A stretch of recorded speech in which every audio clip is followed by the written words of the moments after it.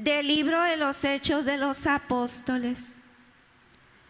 En aquellos días, los guardias condujeron a los apóstoles ante el Sanedrín, y el sumo sacerdote los reprendió, diciéndoles: les hemos prohibido enseñar en nombre de ese Jesús. Sin embargo, ustedes han llenado a Jerusalén con sus enseñanzas y quieren hacernos responsables de la sangre de ese hombre. Pedro y los apóstoles replicaron: primero hay que obedecer a Dios y luego a los hombres.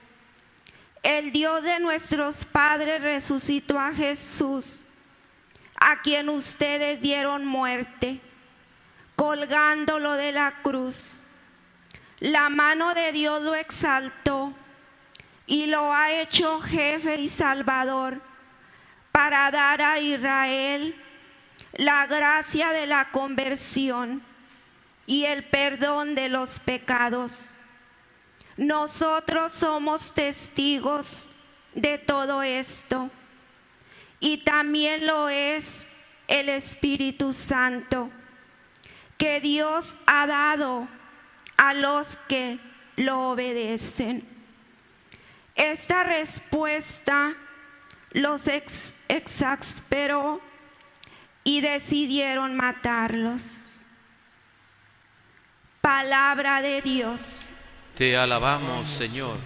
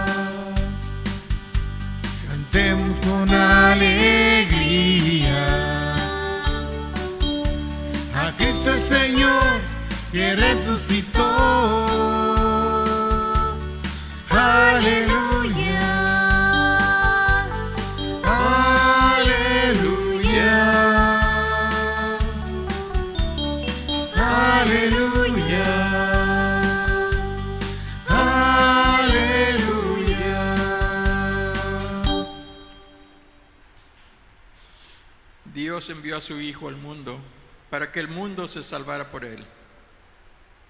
El Señor esté con ustedes. Y con tu espíritu. Del Santo Evangelio según San Juan. Gloria a ti, Señor. Tanto amó Dios al mundo, que le entregó a su Hijo único, para que todo el que crea en Él no perezca, sino que tenga vida eterna. Porque Dios no envió a su Hijo para condenar al mundo, sino para que el mundo se salvara por Él. El que cree en Él no será condenado, pero el que no cree ya está condenado, por no haber creído en el Hijo único de Dios. La causa de la condenación es esta: habiendo venido la luz al mundo, los hombres prefirieron las tinieblas a la luz, porque sus obras eran malas. Todo aquel que hace el mal aborrece la luz y no se acerca a ella, para que sus obras no se descubran. En cambio, el que obra el bien conforme a la verdad se acerca a la luz, para que se vea que sus obras están hechas según Dios. Palabra del Señor. Gloria a ti, Señor Jesús.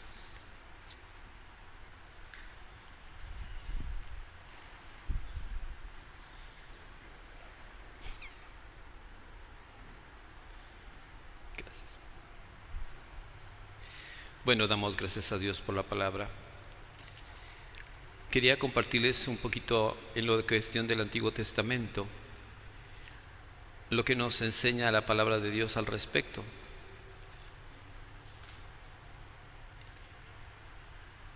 La fortaleza que tienen los apóstoles ahora por el don del Espíritu Santo que han recibido es fuerte, y vemos cómo ellos han descubierto que el nombre de Jesús es el nombre que está sobre todo nombre, en nombre ante el cual toda rodilla debe doblarse, debe reconocer toda lengua que Jesús es el Señor.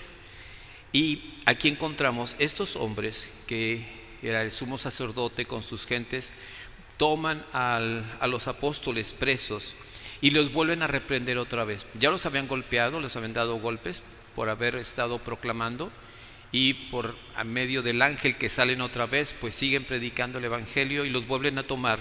Y les hemos prohibido enseñar el nombre de ese Jesús.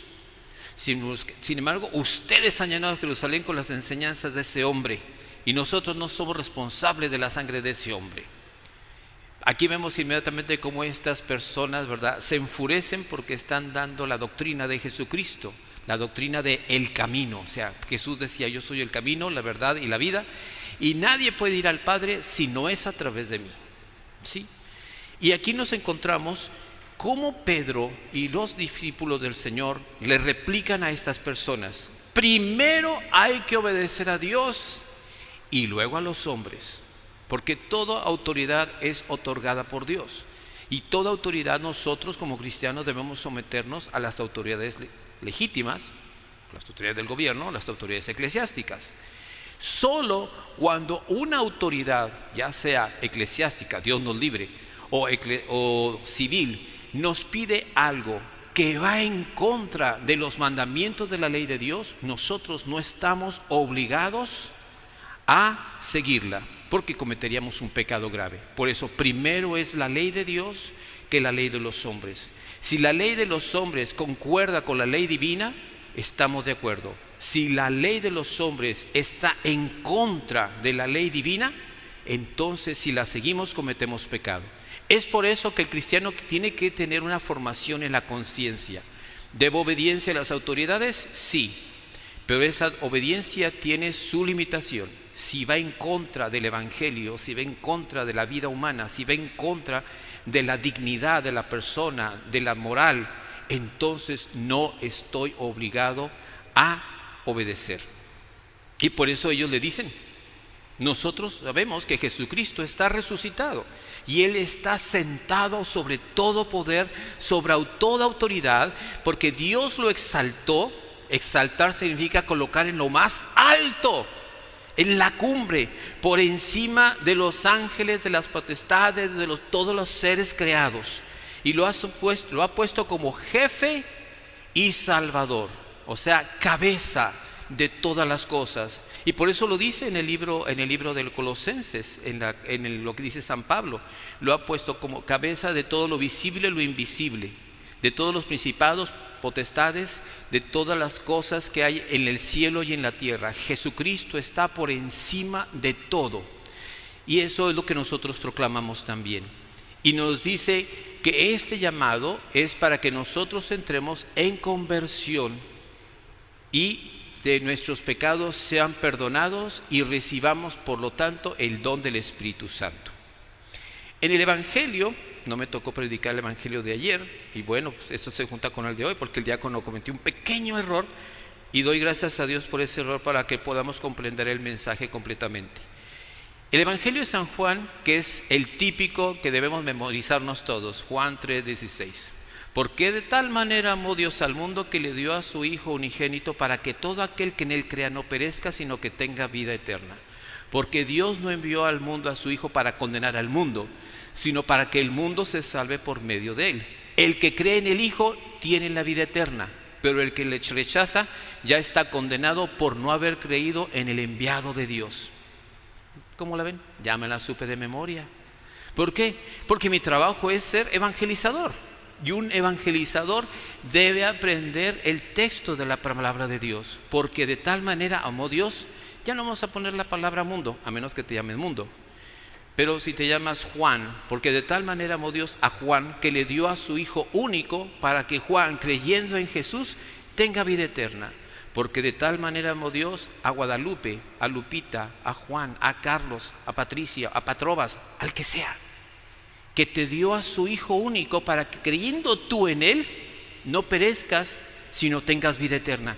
Oiga, Padre, pero todos nos vamos a morir.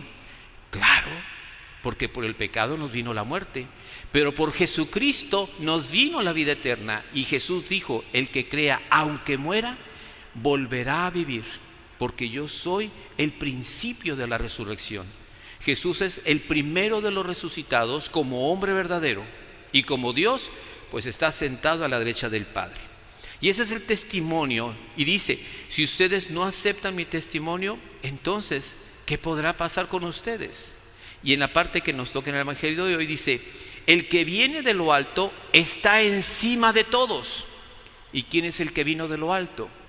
La sabiduría de Dios que se hizo hombre en María. Dice, pero el que viene de la tierra pertenece a la tierra y habla solo de las cosas de la tierra. Tú no puedes hablar de lo que no conoces. ¿Hablas del cielo? Pues lo que hablo del cielo es lo que me han platicado, lo que he estudiado, lo que he meditado. Pero Jesús viene del cielo, viene del seno del Padre, viene de la presencia poderosa del Espíritu Santo. Y Jesús está revestido de la Trinidad, del Padre y del Espíritu Santo, porque Él es el Hijo eterno. Y ha venido a este mundo a hacerse hombre para revelarnos las cosas del mundo eterno, del mundo espiritual. Y por eso dice, si ustedes aceptan mi testimonio, lo que yo les estoy diciendo, porque Dios es veraz. O sea, Dios no miente. Dios siempre es verdad. No te puedo decir que Dios dice la verdad. Dios es la verdad. Hay gente que dice, es que Dios tiene sabiduría. No, Dios no tiene. Dios es sabiduría, Dios es verdad, Dios es libertad, Dios es hermosura, Dios es justicia.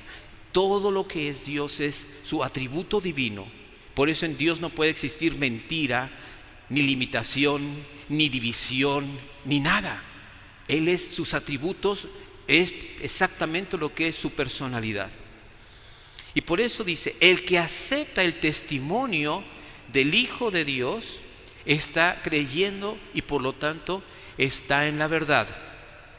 Aquel a quien Dios envió habla de las palabras de Dios, o sea, Jesucristo, porque Dios le ha concedido sin medida su Espíritu. ¡Hey!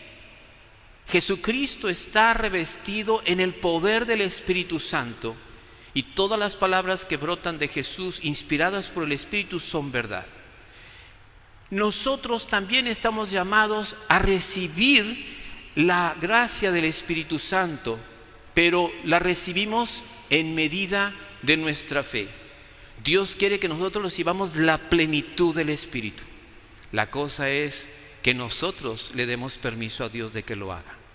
La cosa es que nosotros cedamos día con día para que Él tenga más poder sobre mí y me pueda usar. Yo tengo una medida del Espíritu. Tal vez tú tienes una medida distinta. Cada quien tiene una medida conforme se abre a la acción de Dios. Hay un santo ortodoxo llamado San Serafín de Sarov que tenía un don del Espíritu pleno, de tal manera que hasta él resplandecía cuando oraba. Era un hombre místico que tenía una luminosidad de la presencia de Dios y tenía por lo tanto un discernimiento profundo del Espíritu. Y cuando veía a los demás hermanos cuando oraban, le decía: hijo, al Espíritu Santo lo tienes apenas en las rodillas, hay más carne que espíritu. Otro decía: ay, hijo, lo tienes ya cerca del corazón. Era una expresión de decirles: debes orar, debes confiar, debes abrirte para que la plenitud de Dios llene tu ser. Esa es la llenura del Espíritu y de dejarnos llevar por el poder. Después dice: el Padre ama a su Hijo y todo lo ha puesto en sus manos. ¿A qué nos recuerda eso? Vayámonos al Antiguo Testamento, en el libro de Daniel. Dice: y vio a un anciano con su cabello blanco, y había delante de él un trono de fuego, y miríadas de millones y de seres angélicos le servían. Y estaban todos delante del trono de gloria. Y de pronto vi una nube en el cielo que se abrió, y apareció como un hijo de hombre, que fue acercado al anciano de días. Y el anciano de días le dio el honor, el poder, la gloria, la honra, y le dice: tu trono, oh Dios, permanece para siempre. O como dijo el salmista David: dijo el Señor a mi Señor: siéntate a mi derecha, que podré poner a tus enemigos han estrado de tus pies. Pero fíjense lo que dice: dijo el Señor a mi Señor. Solamente el Señor llama Señor al Señor, o sea, Dios trino uno, un solo Dios. Aquí encontramos: el Padre ama a su Hijo plenamente y todo lo puesto en sus manos, toda la creación, porque todas las cosas fueron creadas por Dios y Jesucristo es la palabra de Dios. Y aquí viene lo más difícil para nosotros en estos tiempos. El que cree en el Hijo tiene vida eterna. Mi pregunta: ¿crees en el Hijo de Dios, que es el Hijo del Padre, el Hijo del Hombre, el nacido de María, Dios y hombre verdadero? Si crees y caminas conforme a sus enseñanzas, ya le hiciste. Ya estás en el camino de la salvación, estás en el camino de la vida eterna. Pero mira lo que dice la siguiente parte, y no lo digo yo, lo dice él: pero el que es rebelde al Hijo no verá la vida, porque la cólera divina perdura en contra de él. Cambiamos la palabra cólera por ira. En inglés se dice wrath. La ira de Dios, la cólera de Dios. Pero ese padrecito, Dios es amor, sí. Tienes toda la razón. Dios es amor pleno. Pero también Dios es plenamente justo. Y Dios, cuando se enoja, se enoja. La ira de Dios, la cólera de Dios es santa. Porque Dios, cuando se enoja, es por causas verdaderamente justas. Si yo me enojo, tal vez no estoy bien informado y meto la pata. Me enojo, soy muy corajudo. Ya me conocen algunos aquí en la parroquia. Y cuando me dicen: no, padre, es que las cosas pasaron así, me tengo que comer mis palabras. ¿Por qué?